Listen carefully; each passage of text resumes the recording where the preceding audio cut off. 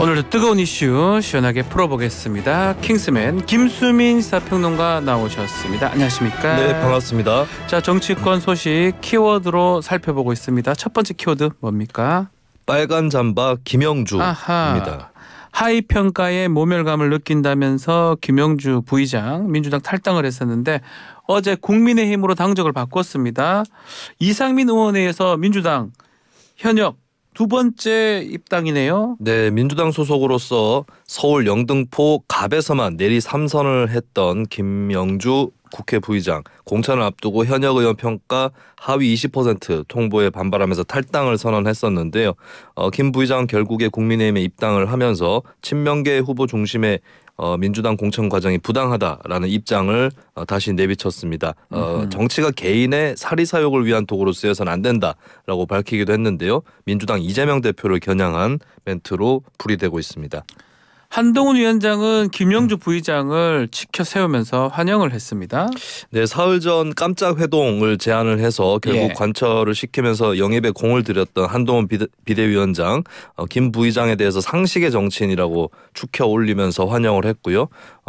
대단히 뿌듯하다라고 하는 심정을 드러냈습니다. 오늘 김영주 국회 부의장께서 저희와 함께 하시기 되었기 때문에 저희가 더 강해지고 유능해지고 국민들께 봉사할 수 있는 정당이 되었다라고 생각합니다.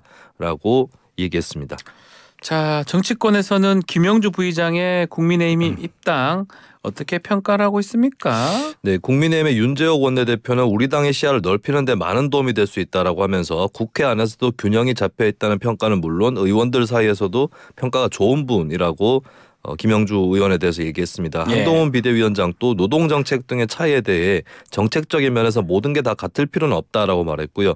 반면에 민주당 공천에 대해서 문제 제기를 했었던 박용진 의원도 오늘만 살고 나만 살자고 하는 정치는 진짜 비루한 정치라고 하면서 김영주 의원의 당적 이동을 비판했습니다. 중앙일보도 사설로 국민의힘과 김영주 의원을 비판했는데요. 불과 2주 전까지 민주당 다선 중진 의원 몫으로 국회 부의장에 앉아있던 인물이 하루아침에 무소속도 아닌 여당으로 바꿔 같은 선거구에 출마하려는 것은 누가 봐도 기이하다라고 썼습니다. 자, 그러면 김영주 부의장이 자신의 지역구인 서울 영등포 갑에 국민의힘으로 전략 공천된 가능성 높다고 봐야 됩니까? 네, 지금까지 국민의힘은 영등포 갑 지역에 공천을 확정하지 않고 있습니다. 지원을 해왔었고 이게 과거에 비슷한 사례가 진영 전 보건복지부 장관이 새누리당에서 민주당으로 이적을 했을 때 그때 이제 바로 거의 용산에서 공천이 됐었죠. 비슷한 사례가 되지 않을까라는 관측이 많이 있고요. 현재 국민의힘에서 선거를 준비해왔던 예비 후보들 입장이 갈리고 있습니다. 한쪽에서는 하루빨리 결론을 내달라 선당 후사를 하겠다라고 밝히고 있고 또 다른 쪽에서는 김영주 의원이 지역 발전을 정체시켰다. 나는 완주하겠다 이런 예비 후보들도 있는데 당에서 어느 정도로 빨리 이것을 정리할지가 관건이 되겠습니다. 자, 이 와중에 어제 국민의힘 공관위가 3차 경선 결선 투표 결과를 발표를 했습니다. 어땠습니까? 네, 공천자 3명을 추가로 확정했는데요. 인천 남동 갑 지역의 손범규 전 SBS 아나운서, 경기 남양주 갑에는 윤학준 전 해병대 사령관, 충북 청주 흥덕에는 김동원 전 동아일보 기자가 각각 공천장을 따냈습니다.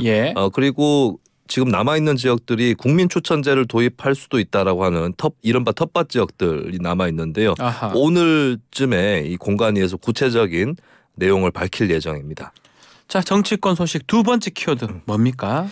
친문연대 일단 멈춤. 임종석 전 비서실장 민주당에서 공천 배제가 되면서 주목이 됐었는데 SNS에 당의 결정을 수용하겠다 입장을 밝혔는데 그 외의 내용은 없었던 것 같아요. 네, SNS에 올린 글자가 딱 10글자였습니다. 당의 결정을 수용합니다. 10글자였고 그 밖에 별도의 입장이라든지 추가적인 내용 이런 것들을 언론 쪽에 전하지는 않았습니다. 임종석 전 실장도 딱히 어떤 통화가 된다라고는 통화가 되지 않는다라고 알려져 있고요. 어쨌든 간에 탈당은 하지 않겠다. 이렇게는 풀이가 되고 있고 임 전 실장 측근 쪽에서도 탈당에 대해서는 당연히 하지 않는 것이라고 설명을 하고 있습니다. 그 주말에 임종석 또 이낙연 대표 만나면서 이낙연 공동대표는 당시 광주 출마 기자회견이 있었는데 그 연기를 했잖아요. 네. 자, 그러면 뭔가 많은 얘기가 오갔다는 건데 왜 민주당 잔류를 택한 겁니까? 네, 어제 이석현 전 국회 부의장 같은 경우는 예. 임종석 전 실장이 탈당을 하고 같이 하기로 했다라고 했는데 하루 사이에 입장이 달라졌다라는 그런 내용으로 얘기를 한 바 있는데요. 이게 또 사실관계에 대한 설명이 다릅니다. 임 전 실장 측의 관계자는 탈당을 생각을 한 적이 없다. 네. 라고 전혀 다른 얘기를 하고 있고요. 그렇기 때문에 이제 어떻게 이 상황에 변화가 생긴 것인지 혹은 그 변화라는 게 있었던 것인지 이 부분에 대해서는 아직 계속해서 물음표로 남아 있습니다. 일단은 이제 임종석 전 실장의 현재 방침은 뚜렷한데요. 윤석열 정권 심판이라는 과제가 남았기 때문에 뭘 할 수 있을지 고민해 보겠다라고 하는 현재 입장은 분명합니다. 자, 이에 대해서 이재명 대표 측에서 입장이 있었습니까? 네, 이재명 대표는 이 결단에 대해서 고맙게 생각한다라고 밝혔고요. 역할론에 대해서는 아직 구체적으로 생각해 보지는 않았다라고 하면서도 정권 심판을 위해서 함께 힘을 합쳐달라라고 얘기를 했습니다. 예. 그리고 공천 갈등과 관련해서 이 대표가 또 관련 멘트를 남겼는데요. 침소봉대해서는 안 된다라고 얘기를 하면서 당연히 있을 수밖에 없는 불평의 소리를 마치 엄청난 대란이라도 발생한 것처럼 만드는 거 옳지 않다라고 말했습니다. 한동훈 위원장은 임종석 컷오프 수행한 걸 보고 이재명 이후를 노리느냐 이렇게 했다고 하는데 이 차기 당권을 말하는 것 같습니다. 그럴 가능성도 있는 겁니까? 네, 일단 뭐 한동훈 위원장은 나중에 이재명 대표가 어떻게든 여러 이유로 당 대표직을 유지하기 어려울 것 같으니 그때를 노리려고 그러느냐라고 밝히면서 민주당에 남아 계신 분들은 왜 이렇게 계산이 많으십니까? 라고 덧붙였거든요. 예. 아무래도 당에 남아 있어야 또 당권 또 내다볼 수 있는 것이겠고 현재 임종석 전 실장에 대해서도 그런 관측이 상당히 많이 있습니다. 물론 이제 구체적인 행동이라든지 노선 이런 것들은 향후 당분간 펼쳐질 그 노선들을 또 지켜봐야 확인을 할 수 있을 것 같습니다.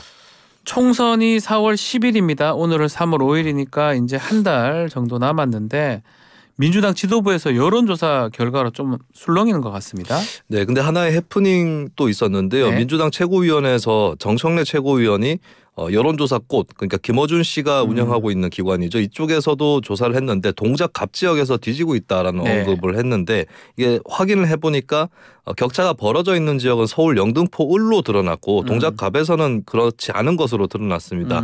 그래서 정 최고위원 쪽에서 전달받는 과정에서 착오를 일으켰다라고 인정을 했고요. 다만 이 해프닝 속에서 잠깐 이제 의원들이 동요하는 그런 모습도 있었습니다. 네. 그리고 실제로 이제 뒤처져 있는 여론조사가 또 나오기도 했는데요. 에너지경제신문 의뢰로 리얼미터가 지난달 28일, 29일 만 18세 이상 유권자 1,001명 대상으로 정당 지지도를 조사를 했는데 국민의힘이 46.7%, 민주당이 39.1%가 나와서 1년 만에 오차범위 밖에서 국민의힘이 앞서는 그런 조사가 나오긴 했습니다. 네, 자세한 내용은 중앙선거 관리위원회 홈페이지 참조하시기 바라고요. 자, 또 이낙연 중앙선거 여론조사 심의회입니다. 네, 자 이낙연 대표 얘기도 좀 해보겠습니다. 네.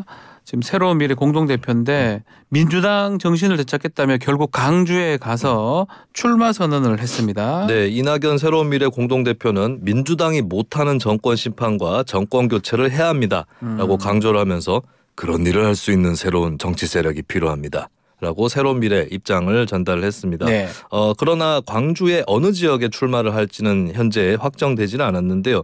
몇 개 지역이 유력하게 떠오르는 지역이 있습니다. 개혁신당의 양향자 의원이 비운 다음에 이제 비워 있는 지역구죠. 광주 서구 을 지역하고 그다음에 친명계 민형배 의원이 공천을 받은 광산 을 출마 가능성이 거론되고 있습니다.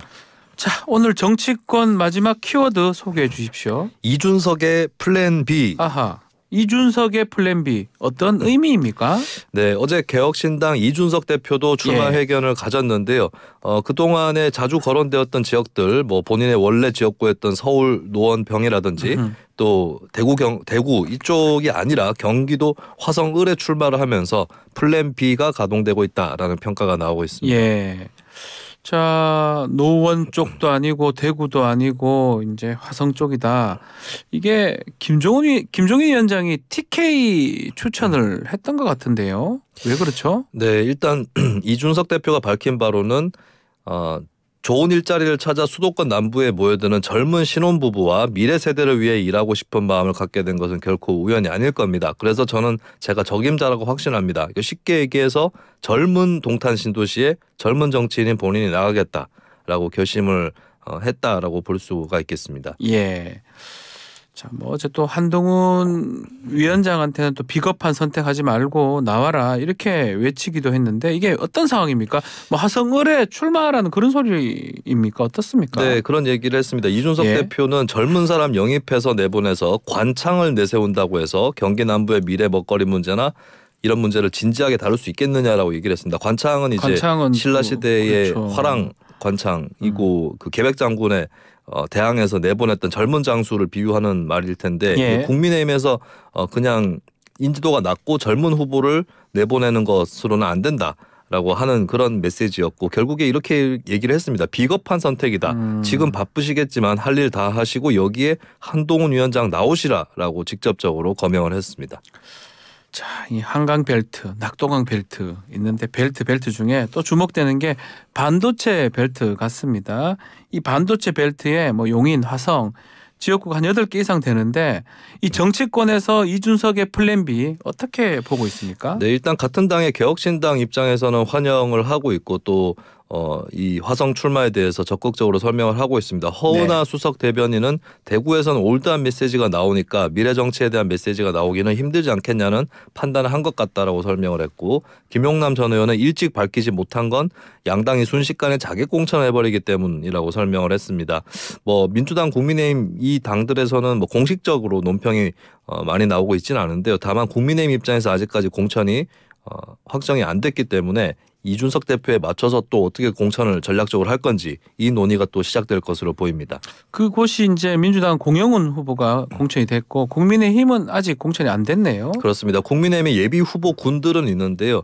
아직까지 공천은 안 되고 있고 전략 공천의 여지가 남아 있습니다. 그리고 민주당은 공영훈 전 현대자동차 사장이 이제 공천이 됐는데 네. 여기가 이제 지역구가 최근에 좀 재편이 되기는 했는데 이원욱 의원 또 지역구인 측면도 있어서 민주당도 이제 처음으로 정치 신인이 이제 공천이 된 것이고 국민의힘 공천이 안 됐기 때문에 이 틈새를 이제 이준석 대표가 어떻게 공략하느냐 여기에 또 초반에 관건이 달려 있을 것 같습니다. 이준석 대표가 요즘 한동훈 위원장한테 계속 메시지를 날리고 있습니다.